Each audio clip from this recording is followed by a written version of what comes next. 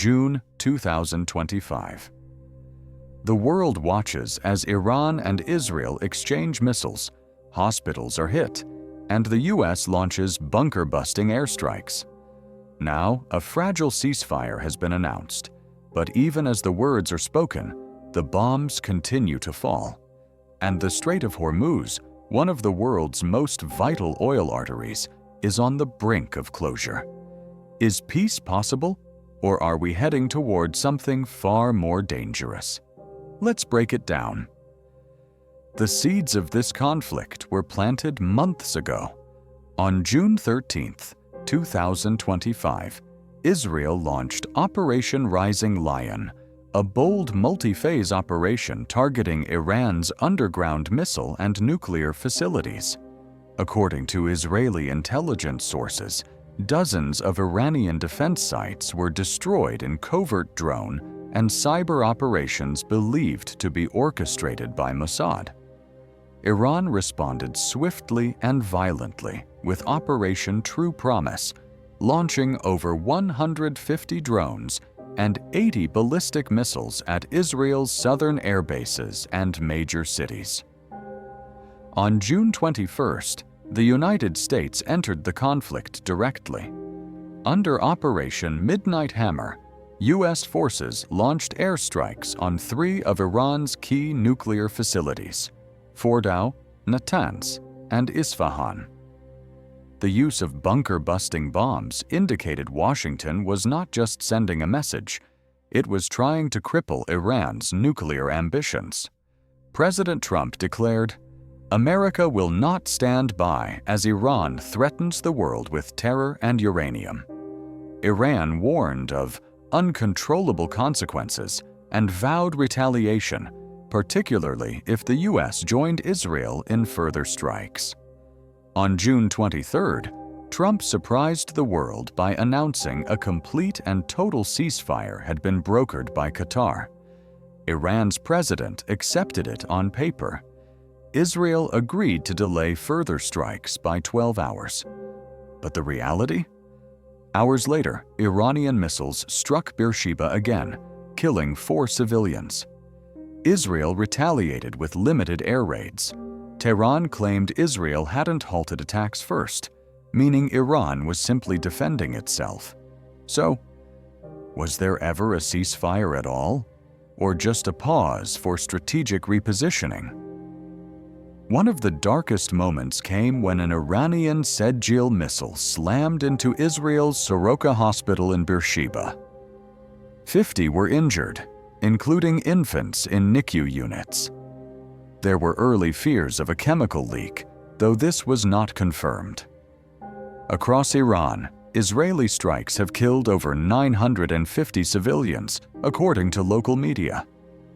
Cities like Tehran, Isfahan, and Mashhad have seen mass evacuations. Over 100,000 people are reported displaced. Meanwhile, Israel reports 24 civilian deaths, mostly in southern cities. The human cost is rising, and hope is shrinking. To control the chaos, Iran launched a full-scale internet blackout between June 17th to 18th, cutting national traffic by 97%.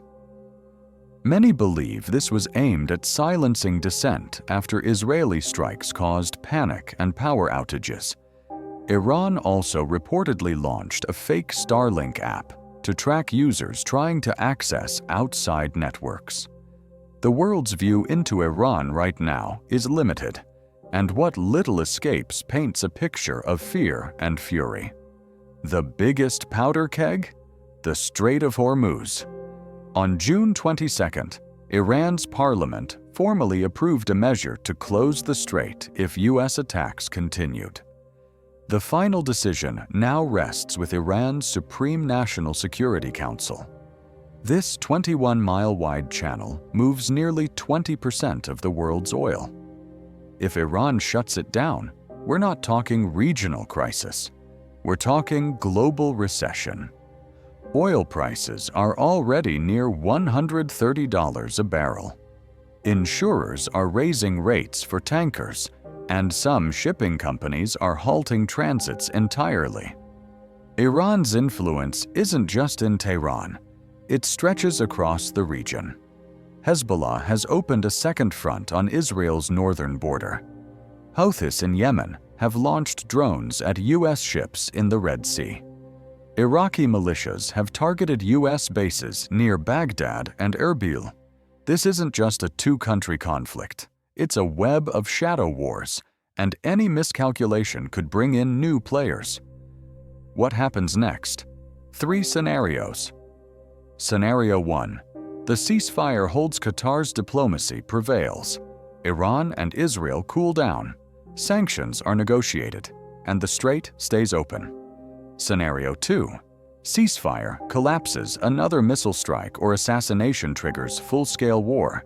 The U.S. is drawn in deeper. Scenario 3. Hybrid war open conflict ends, but cyber attacks, proxy skirmishes, and regional sabotage continue for years. This war may not be World War III yet, but it has all the ingredients: rival powers, nuclear fears, a global energy choke point, and the world's most volatile region. The next 48 hours may shape the next decade. Will cooler heads prevail, or will history repeat itself in fire? Tell us what you think in the comments. Like, subscribe, and share this video to stay ahead of global conflict. Until next time, stay alert, stay informed, and stay safe.